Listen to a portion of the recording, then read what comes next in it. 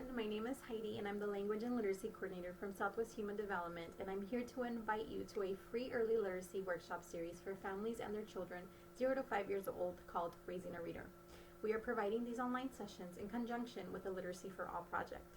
These workshops are part of an online 8-week series where there will be singing, dancing, book sharing, and an activity each week paired with information about your child's early literacy and language development. I will also be checking in each week to answer any questions you may have, as well as give you supplemental information and resources related to the class. To participate in the series, you will need to fill out one application and a survey, as well as be able to travel to a community hub to pick up your literacy kit and have access to internet. Each literacy bag will contain almost everything that you need for each week's activities, including craft supplies, dancing supplies, 8 weekly books that we will read during our read aloud session of the class, and other 5 developmental appropriate books. That's a total of 13 books for your home library.